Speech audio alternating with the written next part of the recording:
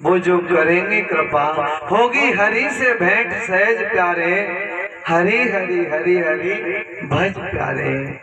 गुरु चरणों में कोई तो आता नहीं है, और जो आ जाता है वो चलता नहीं है, कोई कोई बिरला चलता है। तभी तो भगवान श्री कृष्ण गीता में अर्जुन से कहते हैं, अर्जुन तेरे जैसा महात्मा युगों युगों में कोई आता है। अब इतने सारे बैठे, वो भगवान क्या कह रहे हैं, युगों युगों में कोई आता है, तो इसका मतलब हम में से कोई है ही नहीं, वास्तव में ही नहीं है, वास्तव में नहीं है। हम केवल लकीर के फकीर हैं बस। कितनी बढ़िया बात। अभी कहा कि चैनल पर देख लिया का बेल पत्र पर ये शहद लगाकर, ये लगाकर, वो लगाकर चढ़ा दिया, तो फिर गुरु का मंत्र किस काम मेरा? यही तो भेड़ चाल है जो आजकल चल रही है। अरे सत्य के मार्ग बंद हो गए, सत्य के दरवाजे बंद होते जा रहे हैं, और भेड़ चाल में क्या ज्यादा अंतर है? कोई अंतर नहीं है। वही भेड़ चाल की तरह बस एक गिर गई। एक टीचर पढ़ा रहा था, बच्चों 10 भेड़ थी, एक कुआं में गिर गई तो कितनी बची? तो बच्चे बोले 9। वहां से भेड़ चराने वाला निकला, अरे जी आपके गणित में 9 बची होंगी, पर मेरे में तो एक भी नहीं बची। भेड़ों के बारे में मैं अच्छी तरह जानता हूँ, क्योंकि एक गई तो वो भी चली जाएंगी, सारी चली जाएंगी। इसलिए भेड़ में और भीड़ में कोई अंतर नहीं है। जो क्या देखा हमने, केवल चैनलों पे चमक दमक देख ली, उसी के हिसाब से हमने मार्ग को बदल लिया और गुरु के मंत्र को भूल गए। और सुख पाना चाहते हो, कभी नहीं हो सकता। राकापति षोडश ओए, तारा घन समुदाय, चंद्रमा 16 कलाओं से, चंद्रमा अपनी पूर्ण कलाओं से उदय हो, और समस्त तारे निकले हो रात में। समस्त गिरिन दब लाई, सारे पर्वतों में आग लगा दो। दब माने आग। समस्त गिरिन दब लाई, बिन रवि रात न जाए, बिना सूर्य के निकले रात्रि जा नहीं सकती। ऐसे ही हरि बिनु भजन खगेसा, मिटाए न जीवन केर कलेसा। ऐसे ही हरि के भजन के बिना जीवन का क्लेश मिटेगा नहीं। हमने किया है, हमें ही भुगतना होगा। और ये कहो कि भाग के चले जाओ कि कुछ और मिल जाए, कुछ बच जाएंगे, कोई पंडित जी या कोई कृपा कर देंगे, तंत्र मंत्र वाले भगत जी, तांत्रिक लोग कुछ कृपा कर देंगे, तो नहीं जी, हमें ही भोगना पड़ेगा। हम बच करके जाएंगे कहाँ? एक ही उपाय है। अगर यहाँ 10 कुंतल कोई वजन रखा है, आप 20-20 किलो करके ले जाओगे। आपको अगर ले जाना है, कोई कह दे कि ये वजन आपको रोड पर पहुंचाना है, तो 20-20 किलो ले जाओगे, ज्यादा देर लगेगी। 50-50 किलो ले जाओगे तो थोड़ी कम और देर लगेगी, कम लगेगी। अगर एक कुंतल ले जाओगे तो और ही कम लगेगी देर। तो ऐसे ही करके ये आपको ही ले जाना है वजन।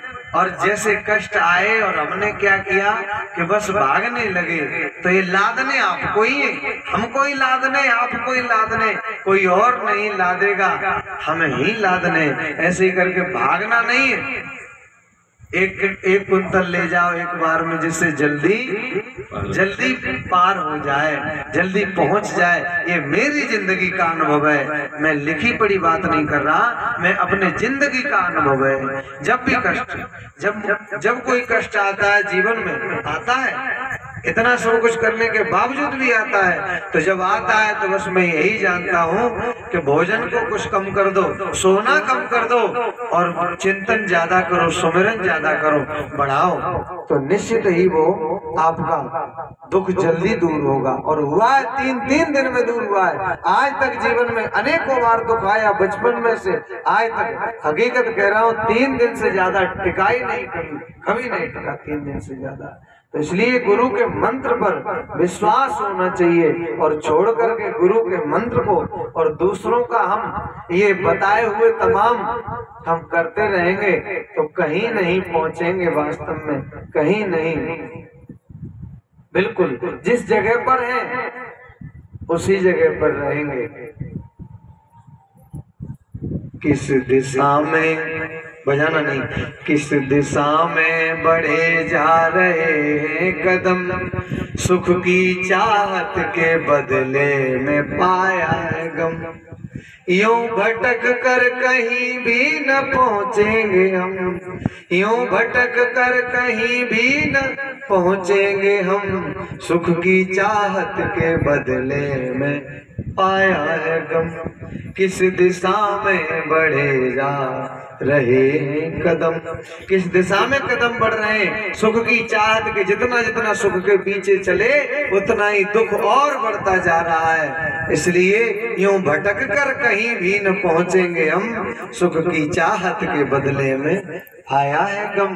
ये सुख की चाहत के बदले में पाया है। और भगवान ने ये चादर दी है आपको, भगवान ने ये शरीर दिया है मनुष्य रूपी, तो इसका फायदा उठा लो, इसका लाभ उठा लो, नहीं तो जीवन यूं ही बर्बाद हो जाएगा। लिखा है किसी कवि ने बड़ा सुंदर,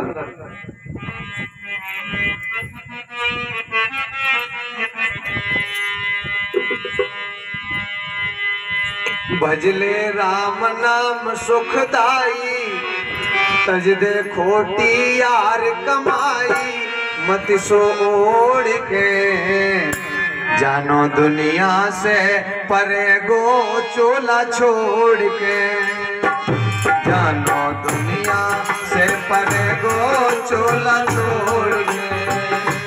भजले राम नाम सुखदाई, तज दे खोटी यार कमाई, मत सो ओढ़ के जानो दुनिया से परे गो चोला छोड़ के।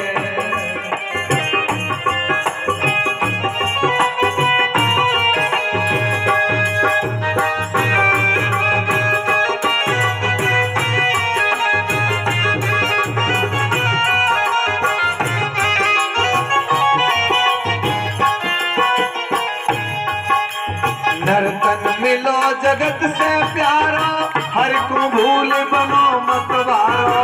नर्तन मिलो जगत से प्यारो, हर को भूल बनो मतवारो।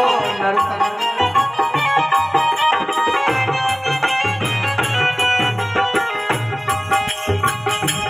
काया सोने सी बनाई, कितनी सुंदर काया भगवान ने दी, ऐसी दुनिया की किसी दुकान पर नहीं मिलेगी। काया सोने सी बनाई, या में सब ही दयो भुलाई। काया सोने सी बनाई, या में सब ही दयो भुलाई। मत सो ओढ़ के जानो दुनिया से परे गो चोला छोड़ के।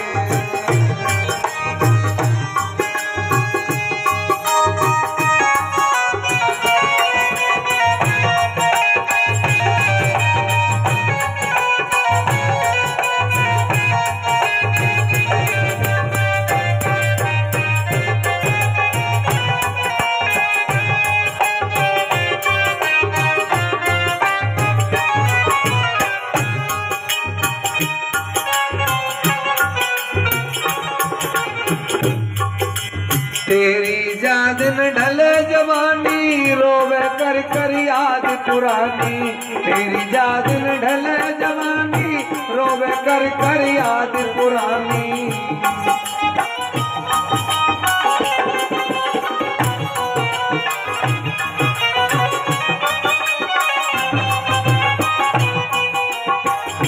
जवानी नींद में सोया, बुढ़ापा देख के रोया। जब जवानी होती है तो किसी से कहो समझ में नहीं आती, किसी की समझ में नहीं आती। अरे जवानी और बुढ़ापा कैसे कैसे तेवर बदलते हैं, जवानी और बुढ़ापा कैसे कैसे तेवर बदलते हैं। पहले हिल हिल के चलते थे, अब चलने में हिलते हैं। पहले हिल हिल के चलते थे, अब चलने में हिलते हैं। तेरी जादिन ढले जवानी, रोवे कर कर याद पुरानी। तेरी जादिन ढले जवानी, रोवे कर कर याद पुरानी। तब का कर है मूड उपाई, तब का कर है मूड उपाई। लोगों बने नदीर बनाई, मत सो ओढ़ के जानो दुनिया से परे गो चोला छोड़ के, जानो दुनिया से परे गो चोला छोड़ के।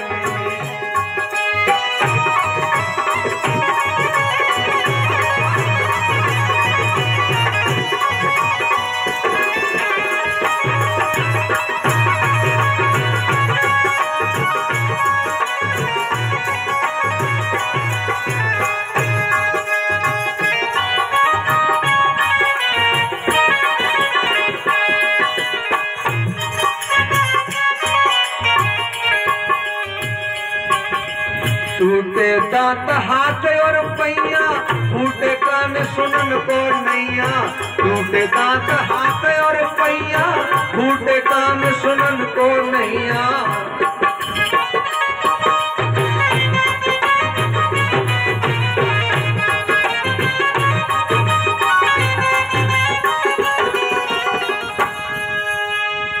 बेटा कहे गयो सठियाई, बेटा क्या कहेगा, अरे पिताजी की तो बुद्धि खराब हो गई, पिताजी सठिया गए। बेटा कहे गयो सठियाई, नाती भागे सीख दिखाई। पोते से कहना बेटा ये काम करना, तो वो ऐसे चला जाएगा, अरे दादाजी तो लगे रहते हैं, और यूं ही भाग जाएगा। बेटा कहे गयो सठियाई, नाती बागे सीख दिखाई, मत सो ओढ़ के जानो दुनिया से परे गो चोला छोड़ के, जानो दुनिया से परे गो चोला छोड़ के।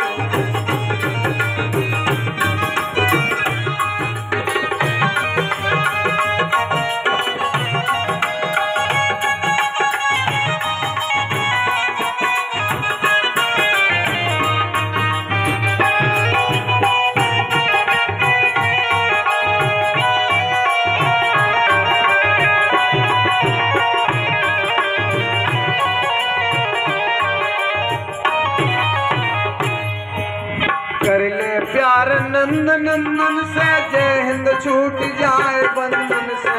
कर ले प्यार नंद नंदन से, भैया छूट जाए बंधन से।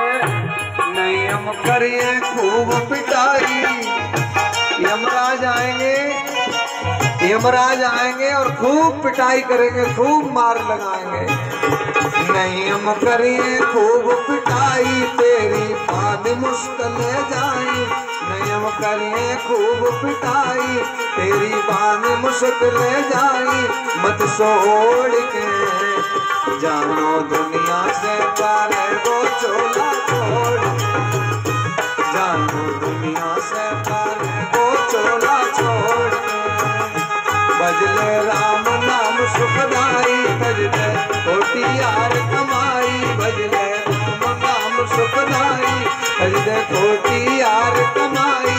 मत छोड़ के जानो दुनिया से परे गो चोला छोड़, जानो दुनिया से परे गो चोला छोड़, जानो दुनिया से परे गो चोला छोड़, जानो दुनिया से परे गो चोला छोड़, जानो दुनिया से परे गो चोला छोड़, जानो दुनिया से परे गो चोला छोड़।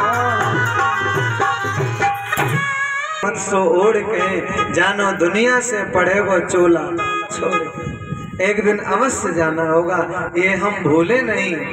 अभी तो आनंद है, बेटी बेटा सामने।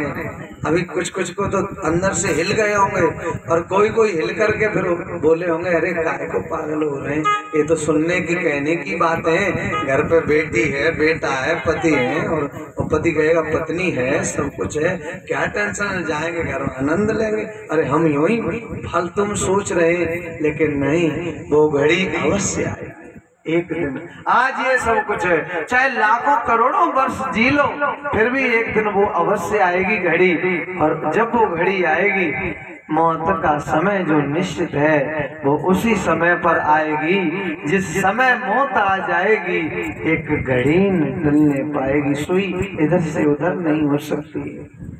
एक बार एक कबूतर वृक्ष की डाली पर नाच रहा था बड़ी मस्ती के साथ में।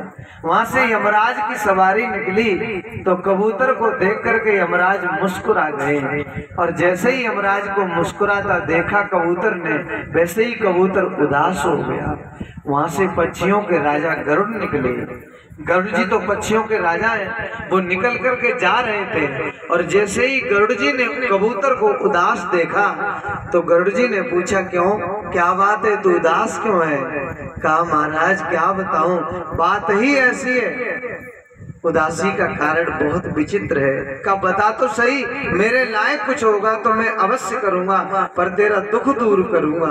कबूतर ने कहा, मैं इस बरगद की डाली पर अपनी कबूतरी के साथ बड़े मस्ती से नाच रहा था, लेकिन यहाँ से यमराज की सवारी निकली तो यमराज मुझे देख करके मुस्कुरा रहे थे और यमराज के मुस्कुराने में मुझे कोई गड़बड़ लग रही है, पता नहीं क्या हो सकता है।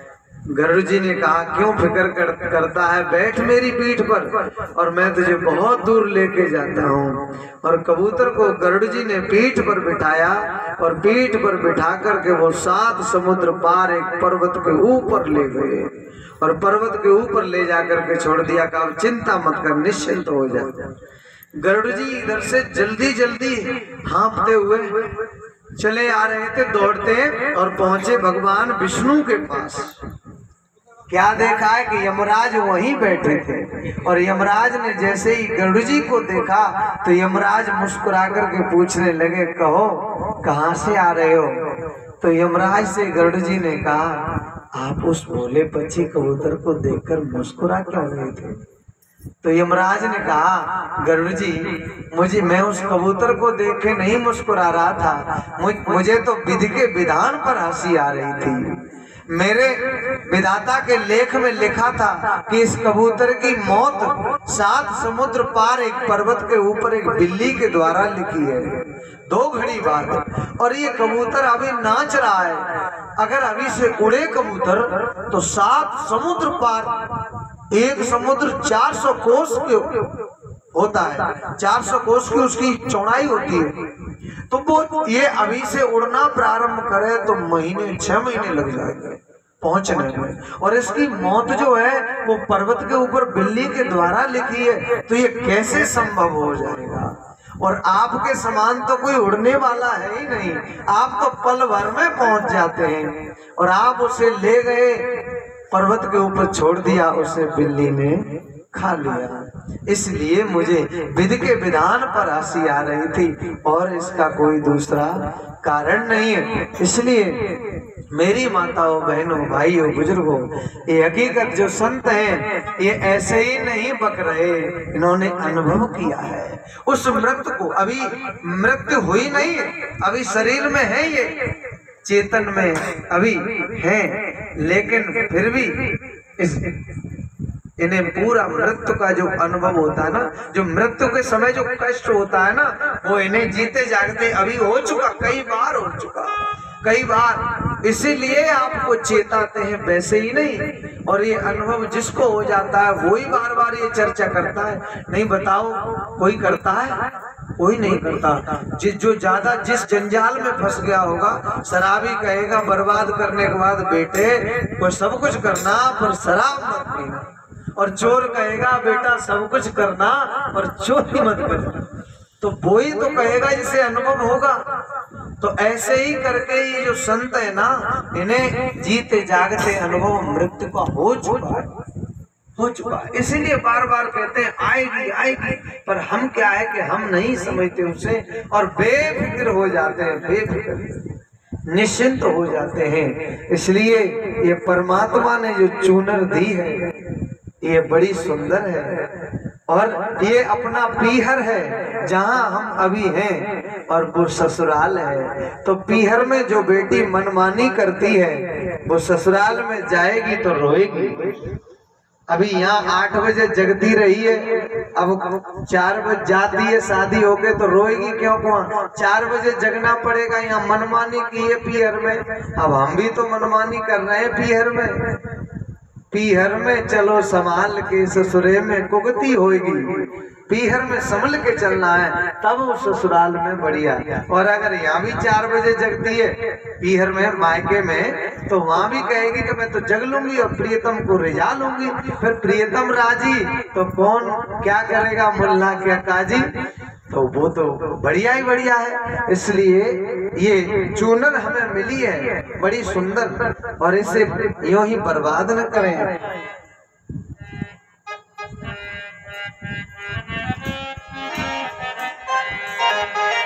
ये है नैहर की